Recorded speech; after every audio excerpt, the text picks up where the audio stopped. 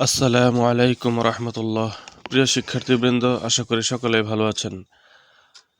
আজকে আমরা অষ্টম শ্রেণীর গণিতের 2.1-এর অনুশীলনীর অঙ্ক 1 নম্বর নিয়ে আলোচনা করব ইনশাআল্লাহ। এর আগে উদাহরণ 1 থেকে 7 পর্যন্ত আলোচনা হয়েছে, সেগুলো দেখতে হলে ডেসক্রিপশন বক্সের মধ্যে প্লে লিস্টের লিঙ্ক দিয়ে আছে, সেখান থেকে দেখে আসতে পারেন। প্রশ্ন 1, একটি পণ্য দ্রব্য বিক্রয় করে পাইকারি বিক্রেতার 20% এবং খুচরা বিক্রেতার 20% লাভ হয়। যদি দ্রব্যটির খুচরা বিক্রয় মূল্য 576 টাকা হয়, তবে পাইকারি বিক্রেতার ক্রয় মূল্য কত?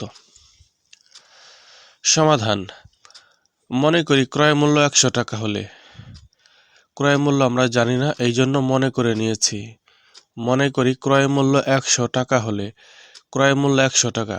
প্রশ্নের মধ্যে কোথাও ক্রয় মূল্য নেই, এই জন্য আমরা মনে করে নিয়েছি ক্রয় মূল্য 100 টাকা। খুচরা বিক্রেতার 20% লাভে বিক্রয় মূল্য। খুচরা বিক্রেতার 20% লাভে বিক্রয় মূল্য। যদি লাভ হয় তাহলে 100-র সাথে যোগ হয় 20%। এই যে পার্সেন্ট মানে শতকরা, শতকরা মানে হচ্ছে 100-তে হিসাব করতে হয়। 20% হচ্ছে 100-তে 20, এই যে 100-র সাথে 20 যোগ হবে 20%, 100-র সাথে 20 যোগ হবে 120 টাকা। খুচরা বিক্রেতার 20% লাভে বিক্রয় মূল্য হয় 100 যোগ 20, 120 টাকা। খুচরা বিক্রেতার বিক্রয় মূল্য 120 টাকা হলে ক্রয় মূল্য 100 টাকা। খুচরা বিক্রেতার বিক্রয় মূল্য 120 টাকা হলে 120 হচ্ছে এই যে 120, আর ক্রয় মূল্য আমরা ধরেছি 100 টাকা, এই যে 100 টাকা। খুচরা বিক্রেতার বিক্রয় মূল্য 120 টাকা হলে ক্রয় মূল্য 100 টাকা, এটা হচ্ছে এই যে ক্রয় মূল্যটা, আর বিক্রয় মূল্য হচ্ছে এই যে 120 টাকা। এটা এবার লিখবো, সুতরাং খুচরা বিক্রেতার, এখানে ডট ডট দিয়ে 120-এর নিচে 1 দিব, তারপর ডট ডট দিয়ে এখন এই যে এখানে যে অংশটা রয়েছে 100 লিখবো উপরে, 120 লিখবো নিচে, 100 লিখবো উপরে, 120 লিখবো নিচে, 100 উপরে 120 লিখবো নিচে।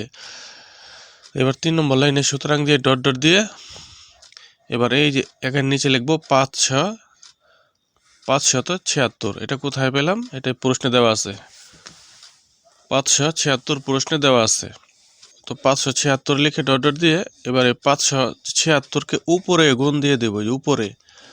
576 নিচে যাবে না, উপরে যাবে, গুণ দিয়ে উপরে যাবে। 3 নম্বর লাইনে যে সংখ্যাটি থাকে সেটা উপরে গুণ দিয়ে দিতে হয়। তারপর হচ্ছে এখন আমরা কাটাকাটি করব। 480 পেয়েছি, কিভাবে পেলাম? আমরা কাটাকাটি বা ভাগ করে দেখি 480 কিভাবে পেলাম।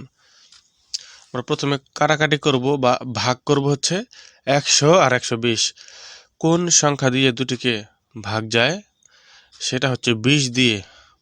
20 দিয়ে কাটবো, 20 দিয়ে কাটাকাটি করলে 100-র কাছে 5 বার, 120-এর কাছে 6 বার যায়। আমরা কাটলাম, 100-কে কাটলাম, 120-কে কাটলাম। কাটার পর এখন আমরা লিখে দিলাম, উপরে 5 লিখলাম, নিচে 6 লিখলাম। কাটাকাটি করলে কি হয়? এখানে 100-কে 20 দিয়ে কেটেছি, 120-কেও 20 দিয়ে, অর্থাৎ ভাগ করেছি। ভাগ করলে 100-র কাছে 20 দিয়ে ভাগ করলে হয় 5, 120-এর কাছে 20 দিয়ে ভাগ দিলে হয় 6। এটা হলো আমাদের কাটাকাটি। এখন আমরা 6 এবং 576 দুটিকে ভাগ করব। কোন সংখ্যা দিয়ে? সেটি হচ্ছে 6। 6 দিয়ে 6-কেও কাটবো, 6 দিয়ে 576-কেও কাটবো, মানে ভাগ করব। এই যে আমরা কেটে দিলাম, এখন লিখলাম উপরে 96, নিচে 1, অর্থাৎ 6 দিয়ে যদি 6-কে ভাগ দিয়ে 1 হয়, আর 6 দিয়ে 576-কে ভাগ দিলে 96 হয়। তাহলে নিচে কি রইল?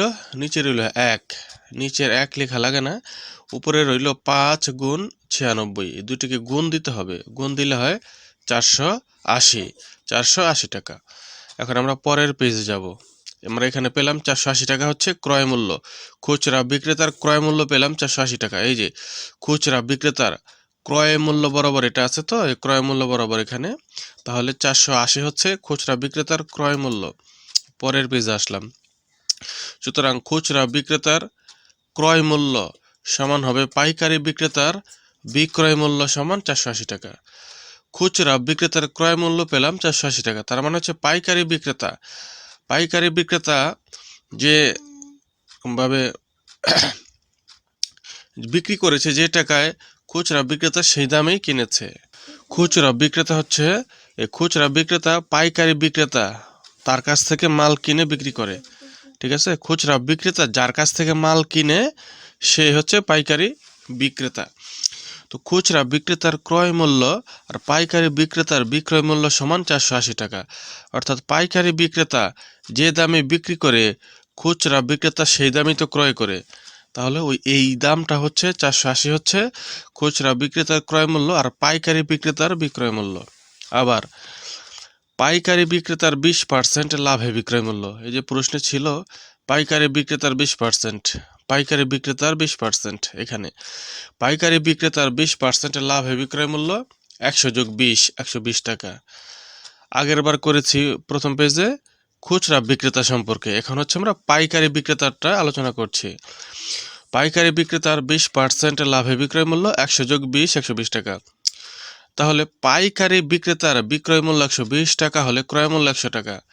পাইকারি বিক্রেতার বিক্রয় মূল্য 120 টাকা হলে ক্রয় মূল্য 100 টাকা। সুতরাং ডট ডট দিয়ে 120-এর নিচে 1 দিব, ডট দিয়ে এখানে এই যে 100টা উপরে লিখবো আর 120 নিচে লিখবো। এবার 3 নম্বর লাইনে সুতরাং দিয়ে ডট ডট 480। 480 কোথায় পেলাম? এই যে 480, যেটা খুচরা বিক্রেতার ক্রয় মূল্য, এটা লিখলাম। আর হচ্ছে পাইকারি বিক্রেতার বিক্রয় মূল্য। তাহলে 480 দিয়ে ডট ডট দিয়ে এই 480-কে উপরে লিখে দিলাম, 100 গুণ 480, নিচে হচ্ছে 120। এখন আমরা কাটাকাটি করব। 100 আর 120-কে কাটবো 20 দিয়ে, 20 দিয়ে কাটবো, একই সংখ্যা দিয়ে কাটতে হয়। আমরা কেটে দিলাম, 100-কেও কাটলাম 120-কেও কাটলাম, উপরে হলো 5 নিচে 6। 20 দিয়ে কাটলে অর্থাৎ ভাগ দিলে 20 দিয়ে 100-কে ভাগ দিলে হয় 5, 20 দিয়ে 120-কে ভাগ দিলে হয় 6। এবার আমরা 6 আর 480-কে ভাগ করব। 6 দিয়ে 6-কে ভাগ করলে হয় 1, আর 6 দিয়ে 480-কে ভাগ করলে হয় 80। 480 আর 6-কে ভাগ করলাম 6 দিয়ে, 100 আর 120-কে ভাগ করেছি আমরা 20 দিয়ে। তো এবার আমরা নিচে কি পেলাম? 1, নিচের 1 লেখা লাগে না, উপরে পেয়েছি 5 গুণ 80। 5 আর 80 গুণ দিতে হবে, গুণ দিলে হয় 5 দিয়ে 80-কে গুণ দিলে হয় 400 টাকা। তাহলে নির্ণয় পাইকারি বিক্রেতার ক্রয় মূল্য হচ্ছে 400 টাকা। এখন আমরা পাইকারি বিক্রেতার ক্রয় মূল্য 120 টাকা হলে ক্রয় মূল্য 100 টাকা। এই যে ক্রয় মূল্য 100 টাকা, ক্রয় মূল্যর বরাবর পেয়েছি আমরা 400 টাকা। এটা হচ্ছে পাইকারি বিক্রেতার ক্রয় মূল্য 400 টাকা। এটাই আমাদের প্রশ্নের মধ্যে চেয়েছিল। পাইকারি বিক্রেতার ক্রয় মূল্য কত? পাইকারি বিক্রেতার ক্রয় মূল্য হচ্ছে 400 টাকা। সুতরাং নির্ণয় পাইকারি বিক্রেতার ক্রয় মূল্য 400 টাকা। উত্তর হবে 400 টাকা।